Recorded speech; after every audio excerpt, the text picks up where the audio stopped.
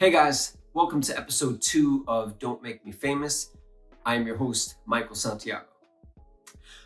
Thank you very much for supporting me with episode 1.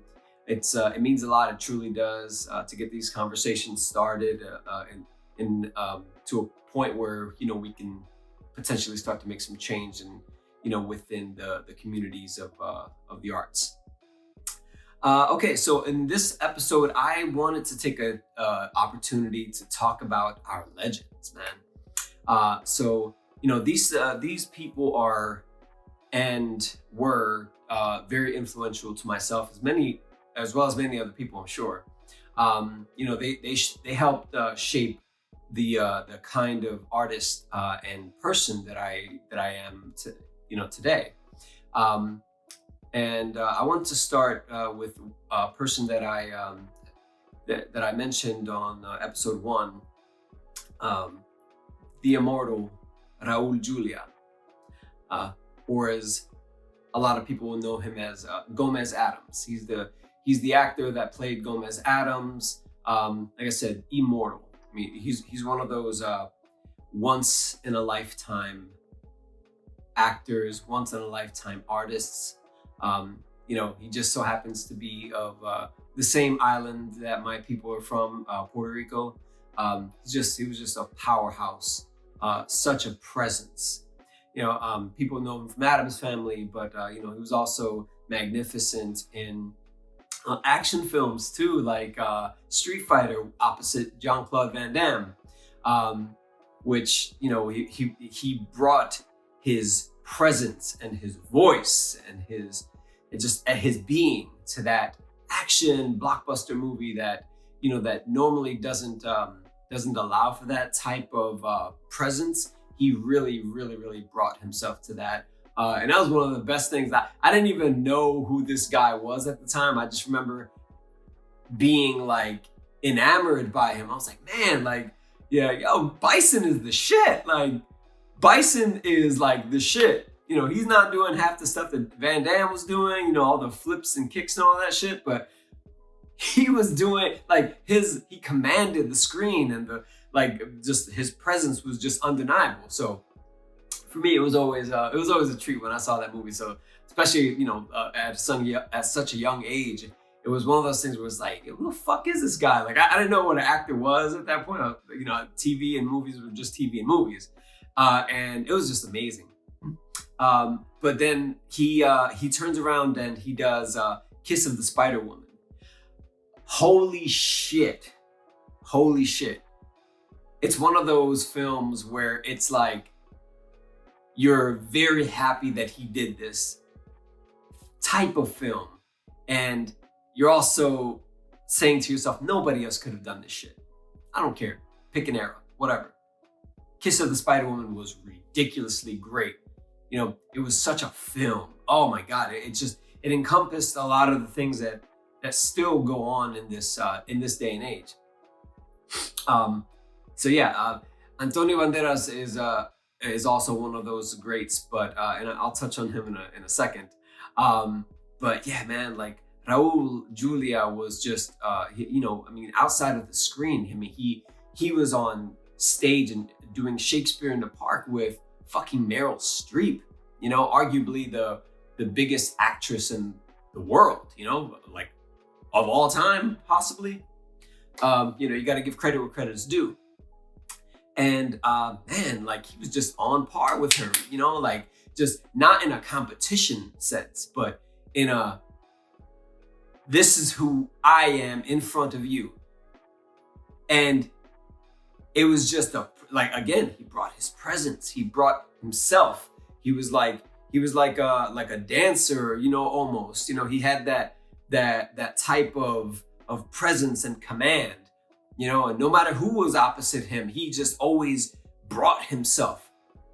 You had no choice. You had no choice but to witness him almost. It was almost like a one-man show, but he would lend himself to the scenes, which is possibly the best thing that you could do as an actor, is empty your cup.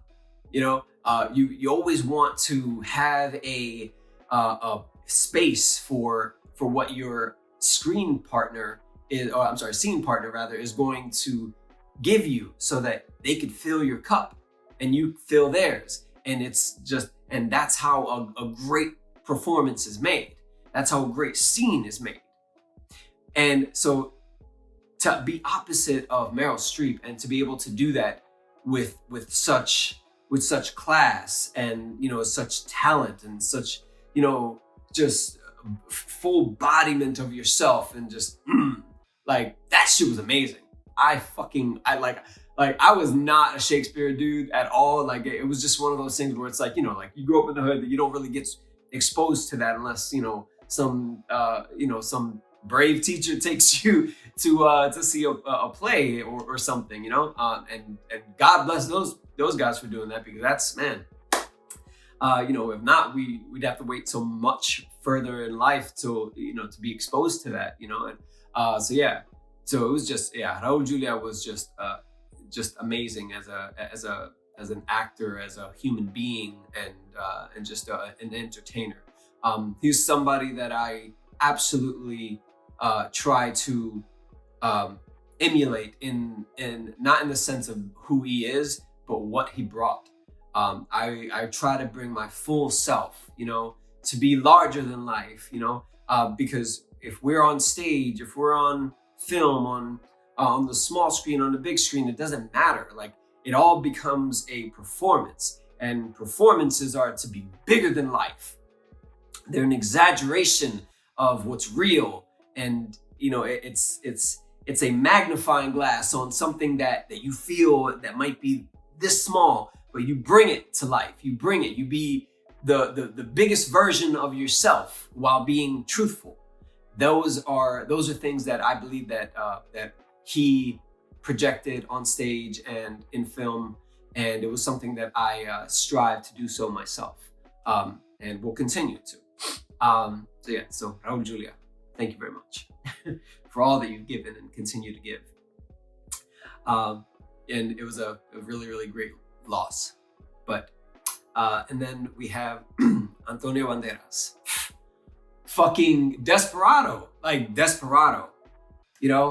man, that was my first exposure to him in Desperado. I mean, I know that he's done things before, and he's another one. He was just such a presence, and he was one of those dudes that was like a sex symbol, like a real fucking sex symbol, and it was like he had a thick ass accent too, thick ass accent, but he still showed up to a fucking gunfight, and you're like, yo, how does this dude like show up to a gunfight, suave as a motherfucker, still brown skin, and just like a guitar player, like a mariachi, and he's doing all this shit at the same time while like grabbing your attention and just holding is like, wait, this dude is like a sex symbol. Like, I want to be like this dude when I grow up,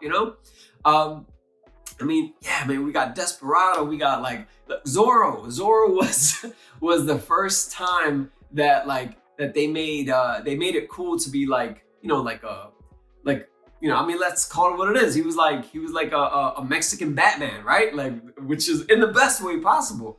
Like he got training, and in the movie, I mean, spoiler alert, the movie's really old, but he got training. He went from really, really meager circumstances to being like this wealthy aristocrat, and still trying to avenge his wrongdoings that were made against him. So like a lot of that stuff is, it's the hero aspect. It's the savior hero aspect of things, and like those things never go out of style. Their origin stories like that are always like really, really engaging, and they capture people. So I fucking love those things. Yeah, man, official competition. Oh my God. Official competition with Penelope Cruz and I forgot I'm sorry, I apologize. The other amazing actor that's in there, also a Latino. Just amazing work. Very, very artistic, very funny, but still artsy, but still very well acted.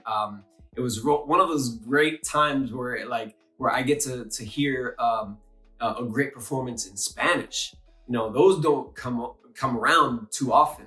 And especially to make it very effortless. Like to be like, oh, okay, well, this is, yes, a Spanish language film. And luckily I speak Spanish fluently and I can hear what they're saying and I can understand it properly. But even if you didn't, I feel like if you watch it with subtitles, he still brings that performance into the character and everybody else. Like, he was just so fucking effortless. Like, just again, older gentleman still manages to pull off the gallant, suave Spanish, flair, flamingo type of, like dancer quality.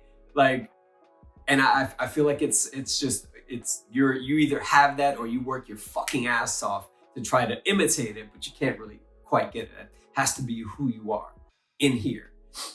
So it's definitely one of those performances that stand out, and just an amazing talent. So for me to have been exposed to that type of man on film, that that looks like us, that that has our hair, has our skin tones, talks like us, it was a blessing to have that, because we don't have very many of those. Those are he taught me how to be confident and to be sexy with who you are, like, not in a grandiose way, but it's like, what, like, if God made you this way and he made you a presence, then don't squander that, like, use it. Don't be selfish with it, but also don't be big-headed, and don't be, don't use it for evil, if you will. But if that is part of who you are and part of who you bring on stage and part of who you bring onto a performance, then yes, absolutely. Like, you would be remiss not to use those attributes of yourself, because that makes you part of who you are as a whole. So thank you, Antonio Banderas. You continue to do amazing things, and I will strive to take what I can from your examples. So thank you, sir. Gracias. This next one, man. Javier Bardem. Fucking hell, man. No Country for Old Men? Man, let me tell you, I've never seen such a preposterous hairdo on such a menacing person, and it still worked. Like, that film, first off, opposite Josh Brolin, also Woody Harrelson in there, my God. Like, it was chess with guns and murder and like intrigue. Like, that shit was amazing. It was complete. Like, I mean, you talking about drug game, you talking about suspense, a thriller, man. Like, that dude was completely menacing. Like, the whole friendo thing. Oh my God, that guy, Javier Bardem, is a fucking menace, like, in the best way possible in that film. And it was just like, he just captured you like that. Like, he didn't let you go. Like, you're there, you're like, oh, okay, cool, Josh Brolin is in this. I'm a fan of Goonies and all the other shit that he did. And it's like, by the way, for those who don't know this is Barbra Streisand's son, Josh Brolin, Thanos. Just saying. So yes, Google it. And to have Javier Bardem opposite this level of actor, and not only show up, but he was that movie,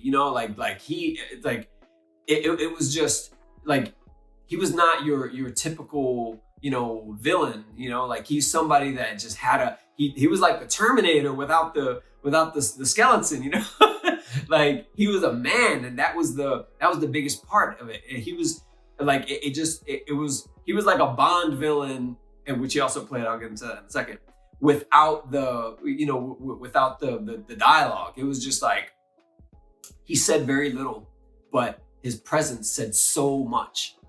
it was ridiculous how much his screen presence afforded was afforded, and it was just like I loved every minute of that show. I mean, I'm sorry, of that movie. Yeah, it was a tense thriller there. I love that, loved it. Yeah, so that yeah, with that, Javier, I got I got the less is more from him. You know, I try to put into any performance that I have just a second to take a beat. You know, sit in moments. You know, you don't always have to say a word. You don't always have to have a dialogue filled moment on screen. You know, sometimes a very stoic or very threatening moment, you know, can come from your gaze. What you don't say sometimes is way more than what's written, because the words are just words. We have to deliver them as actors, as performers. We have to deliver them. We have to make you feel what we feel without so many words sometimes, i.e. the Revenant. Sorry. You know, DiCaprio said little to nothing in that, and I mean, we already see what that landed him. I mean, you know, very well earned. Yeah, Javier Bardem, thank you very much.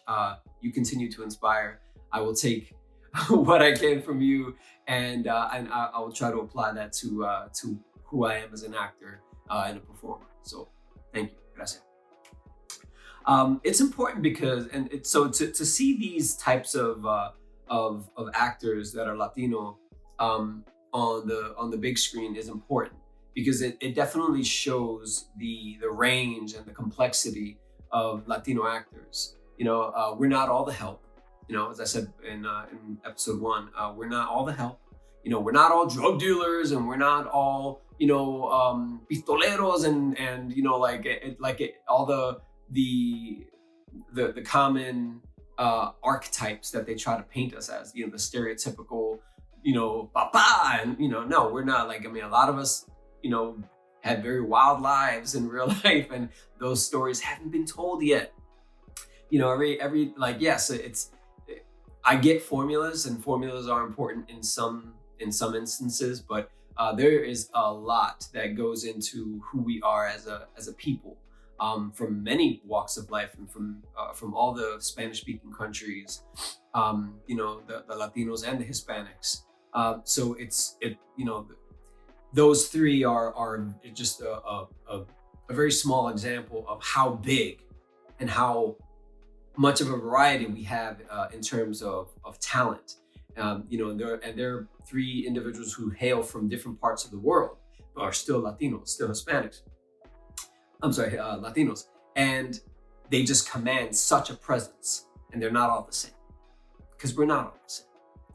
So those are definitely ones that I try to emulate in my own way. I try to interpret their messages and kind of take their blueprints and say, okay, how do I apply that to myself?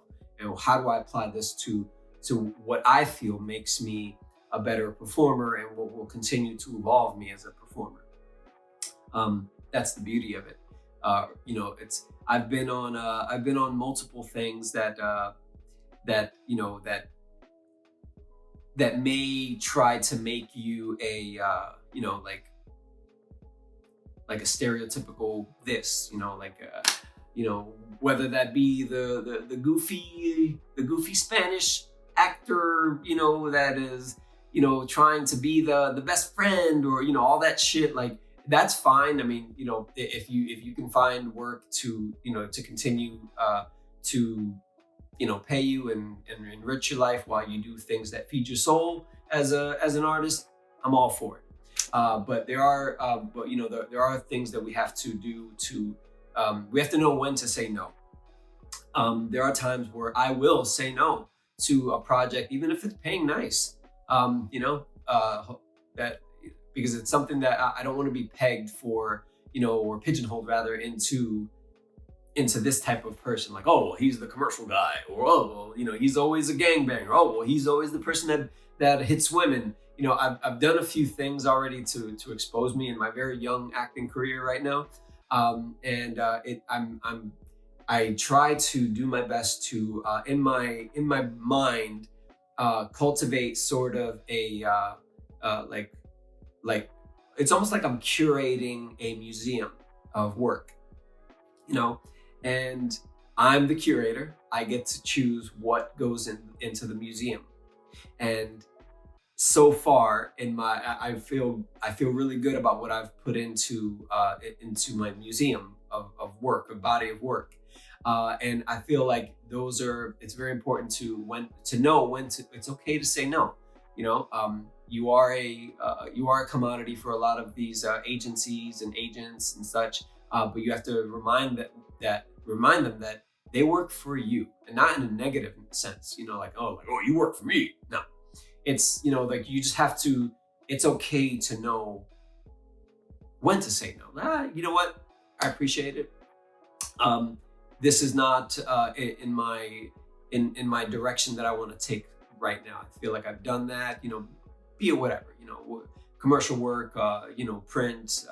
You know, a goofy comedy, or even something real serious and stoic. You know, sometimes you get tired of doing those, and you want to do something a little more lighthearted. You know, to kind of shake things up.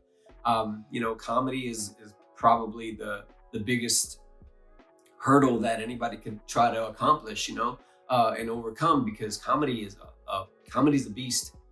It's very easy to not be funny and try to be funny. So it's all about timing with comedy, I feel. And it's one of those things where it's like, you know what, like anybody could be, you know, stoic or upset. Try to be funny. Try to be funny on purpose. Try to be funny on purpose, but make it seem like it's just natural.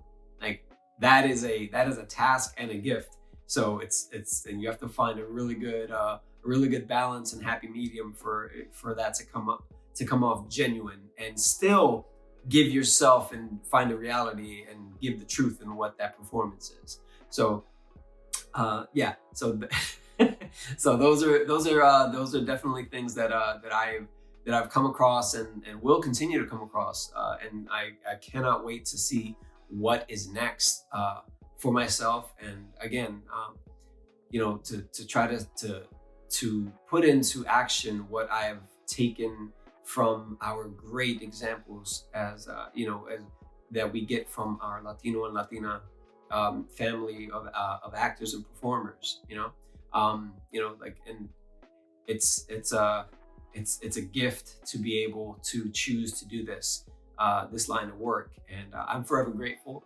And I will continue to express my gratitude both to the universe for allowing me to be alive in order to pick and choose this type of medium, and grateful for our you know, for our legends that, you know, that have come before, because, you know, I will always say this, you know, I know it's been said before, but I'm going to echo this. We stand on the shoulders of giants, you know, and I wish to be that much better as a person day by day, and as a performer day by day, by standing on these amazing actors and standing on these amazing performers that are Latino. You know, and because I feel like, again, we don't get the voice that we should have, but that doesn't necessarily diminish us, even though they try. But no, it's, you know, in all fairness, I think we have a lot more to contribute, and again, I just wish to be a small part, if that, of a larger chorus, if you will. So I thank you all for listening, for tuning in, and thank you for, you know, for just giving me this opportunity to have a chat for, you know, for any amount of time that I'm able to give you guys, and hopefully we can again use this to push this forward. So I thank you, I love you, and I will see you on episode 3. Bye, guys.